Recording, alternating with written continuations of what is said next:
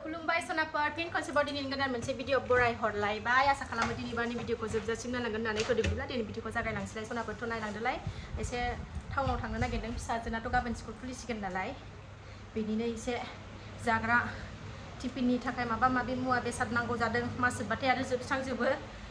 थावारिबो जोबनानै दंजोबो जाग्रा थावारि बेखौनो लायनो थांनो नागिरदों थ' नायलांफादो सनाफोर बाजाराव थांनायखौ एसे शेयार खालामलांसै आरोना अननानै नायलांदों आरो सोरबाफोर चेनेलाव गोदानबा अननानै भिडिअसफोरखौ नायनानैल' डाटा मोजां मोनदोंबा साबस्क्राइब खालामनानै ला बेल आइकनखौबो क्लिक खालाय जाहाथे आं गोदान भिडिअ आगारोबानो नोंथांमोननियाव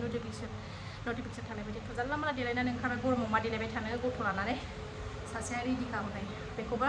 बेलासिबाय सानसुआवथ' ओंखारनो हाखाया गरमनि थाखायनो खर'खौ थाख्लु होनानै लाबोनोसै बिफाया खेंखें थिरगासिनो दं बिफाया दाख्लैनिफ्रायनो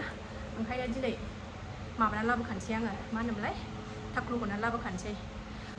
थ' थांगोनोसै सनाफोर नायलांबाय थादोलाय दिनैनि भिडिअखौबो अननानै जोबजासिम जायफ्रा नायनो मोजां मोनो अननानै नायदोलाय दिनैनि आंनि ब्लगखौ ओंखारदो बेग सेकआव फैदो मा फिसाजोना गेदेरनाबो देहाया बारा सुग नङा लोमजास्रोदों मानसिया फ्रिजनि दै खावै खावै लोंबाय थायोना ओंखायनो फ्रिजआव दै दोना आङो बियो खावै खावै लोंबाय थायो फ्रिजआव दैखौनो दोननो हाया बेनि थाखायनो थ' नायलांदो सनाफोर अननानै थांसै फैदो बेलासि हांबायानो नै साखि बाखि होनानै लाखांबाय आं बेलासिनि गरमथार बोथोरानो बेटारि डाउन जाबायहाय स्कुटिया बोरैबाबा गायाबाथाय जाया ओंखायनो गादां नै थावबो गैला नै स्कुटिया थावबो सोनांसिगोन थाव सोहैगोनसै गाबोन स्कुल दं नङाबा आदा लामा ससेयावनो बन्द जासिगोन लामा ससेयावनो नङाबा नारनांगोनसै नै थावाबो गैला मोनाहांबाय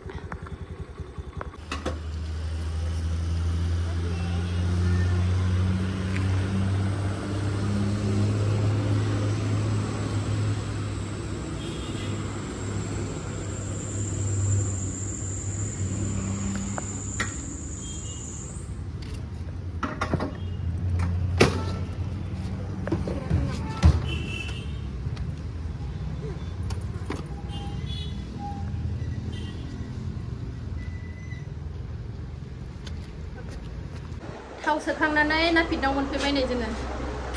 सिनजागोना सिनजाया नायनोसै र' बे दाख्लै बिजि थुनायनिफ्रायनो गिहाबनानै थाबाय आलदा मानसिजों दांजानो नागिरा गाबाखै गाबनायालाय नै दा दांबासो मिनियो गाबोना मायो जिरायहोदों नालाय बाव थादों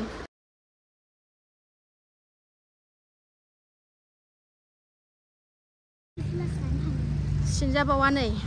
दसे लामायाव गारियाव फिदिंनानैसो लाबोनांसिगोन र' फुथुनानैसो दांजाया होनबायना मालायजों दहाय फार्स्ट लांनायावथ' हायासै सिखारबावबायसो नै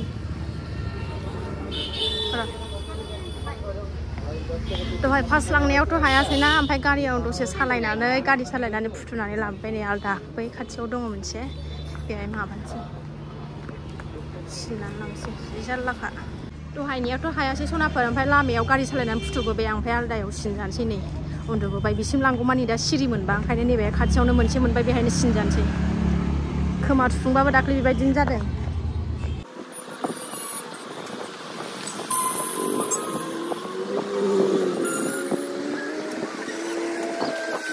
न'आव सफैफिनबाय सनाफोर जोङो नै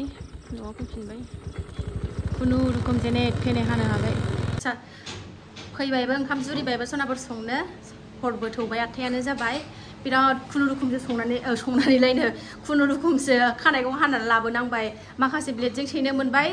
उन्दुनायाव खावसे नै बिदि माबानिखौ थालोनिफ्राय एसे नै बिसिमखौ ओमफ्राय उनाव सिरि मोननानै आरो दांजाला नाफिदजों ओमफ्रायो बै मेसिनजोंनो हमख्रुबनानै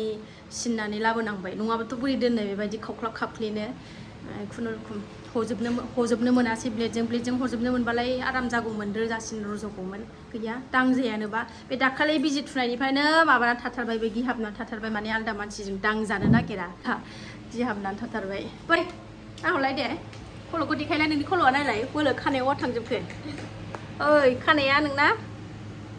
दै सेरनानै लाला जोब्बाय मोखाङाव नै जोंना ओंख्रिया दिनै फेन्दा फेन्दा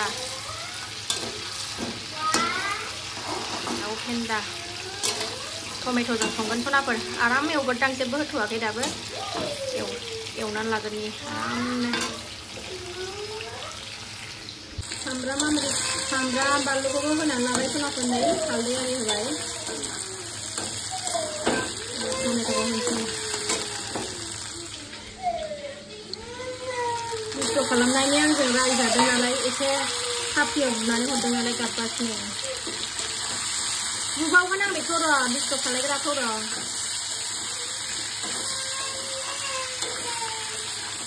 लाबोलाय बुबावनां आब'आ लाबोलाय ओरै आंनो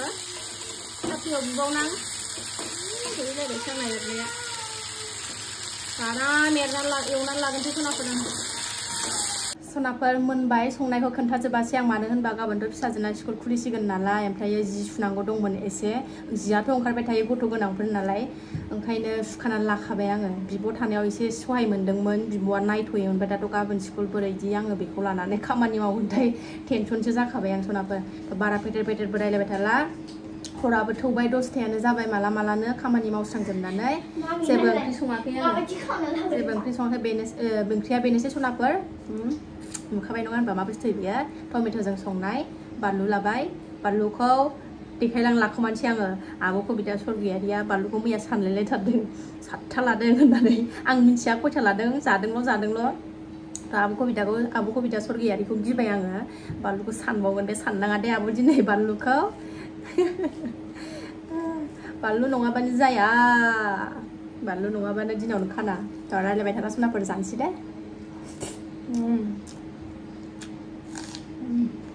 फिसा सानैखौ जाहोखांबाय आङो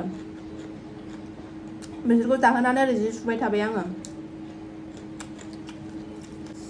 बे आब' कबिता स्वर्गियारिनि भिडिअखौ सोर नायो आंनो कमेन्ट खोन्थाहरलाय आंथ' नायबाय थाखायो बिराद मोजां मोनो आं आब'नि रायलायनाय मानाय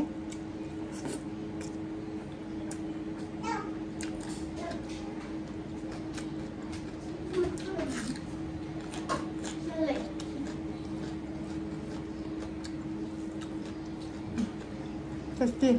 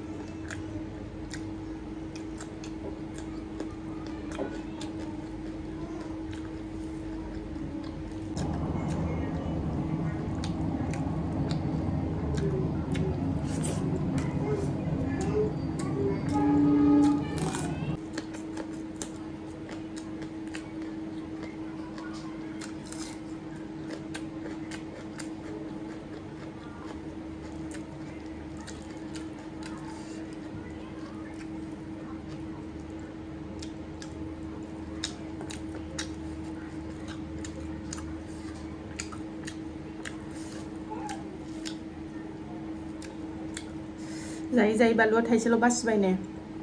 मिथिला आंनि खुगायाव मोनबेसे सोसनखो आङो आब' कबिताया नायदोंबा आब' कबिता स्वर्गियारिया नायदोंबा बिसोर साननानै खोन्थाहरनो रोंसिगोन कमेन्टआव खोन्थाहरदोलाय आब' आं खयथा जाखो